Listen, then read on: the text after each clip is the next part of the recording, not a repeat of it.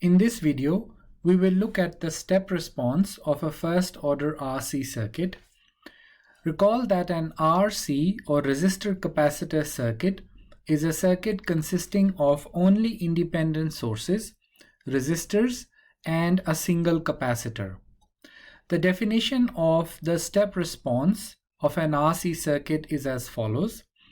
The currents and voltages resulting from the sudden application of a DC voltage source or DC current source due to switching are called the step response of a circuit.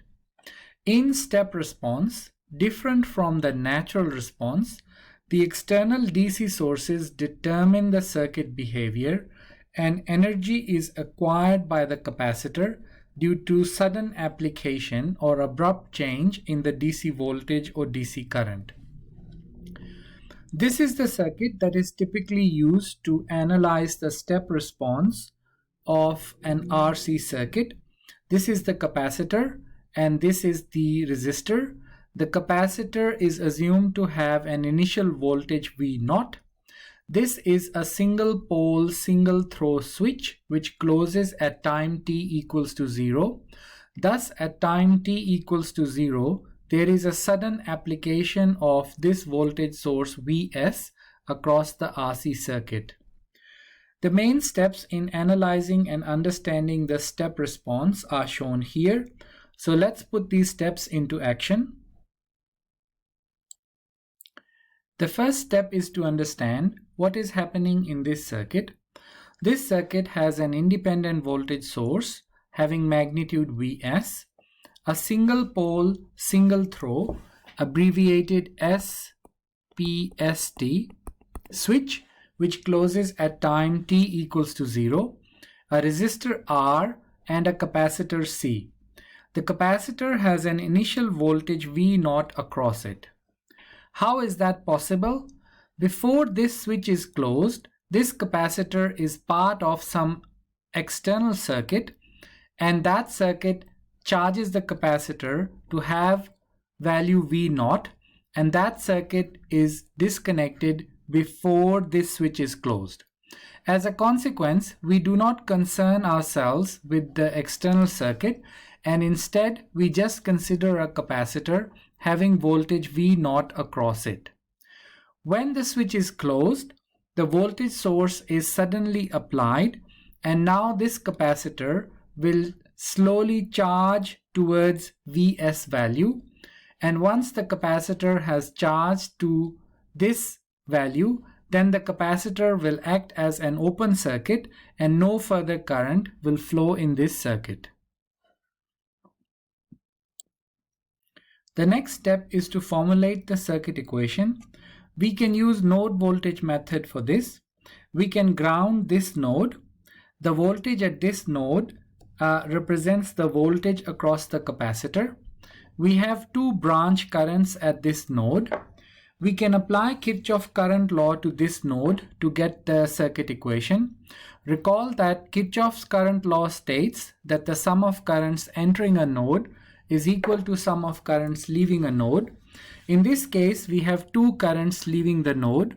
Therefore, we have IRT plus ICT is equal to 0, where IRT is the branch current through this branch where we have the resistor, and ICT is the branch current where we have the capacitor.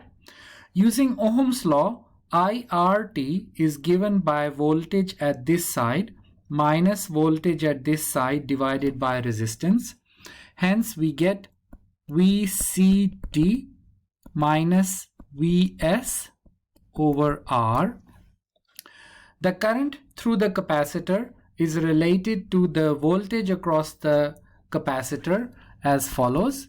CD by dt VCT, and this is equal to 0. This equation is a first order differential equation, and we can rearrange it as follows.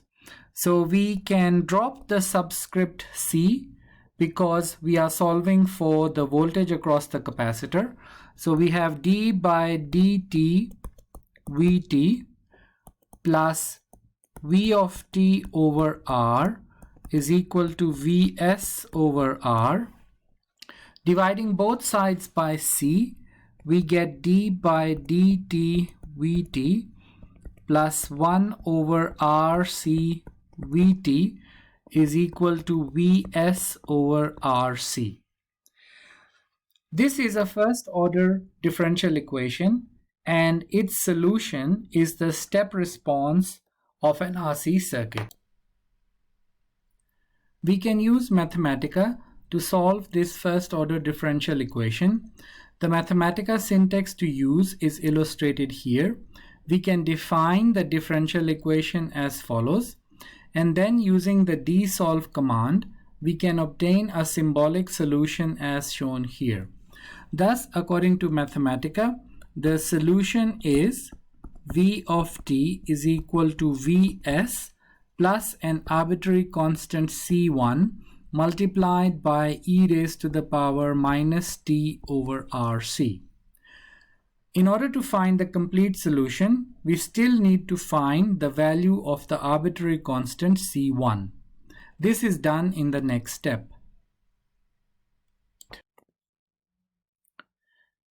In order to find the value of the arbitrary constant C1, we need to do an initial and final value analysis. Let t is equal to 0 minus denote the time just before switching. Let t is equal to 0 plus denote the time just after switching. And let t is equal to infinity denote the time a very long time after switching has occurred. Vc0 minus denotes the voltage across the capacitor just before switching takes place, and this has a value V0, and this is given. I0 minus is the current in this circuit before switching takes place. Since the circuit is incomplete before switching takes place, I0 minus is 0 amp, and the reason being that the switch is open. Vc0 plus denotes the voltage across the capacitor just after switching. Since the voltage across a capacitor cannot change instantaneously, Vc0 plus is equal to Vc0 minus, and this has value V0. Since voltage across a capacitor cannot change instantaneously, at time t0 plus, the capacitor acts like a voltage source with magnitude V0. Thus, we can draw the equivalent circuit at T0 as follows. We have a voltage source with magnitude Vs, and the switch is closed, and the capacitor momentarily acts like a voltage source having magnitude V0, and this is the current I0 plus. Thus, using the equivalent circuit and applying Ohm's law to this resistor R, I0 plus has value Vs minus V0 over R. Vc infinity and I infinity denote the voltage and current a very long time after switch has remained closed. Once the switch is closed for a very long time, then this voltage source will charge this capacitor, and eventually the voltage across the capacitor will become equal to the DC source magnitude, which is Vs. Thus, Vc infinity is equal to Vs. Once the voltage source has charged the capacitor, then we can draw the equivalent circuit at time t0 plus as follows. We have the voltage source, and now the capacitor is acting like an open circuit, and it has voltage Vs. Therefore, this is the current I infinity, and I infinity is Vs minus Vs over R, which is equal to 0 amps. Thus, in steady state, a capacitor acts like an open circuit to DC, and it prevents the flow of current. So this completes the initial and final value analysis.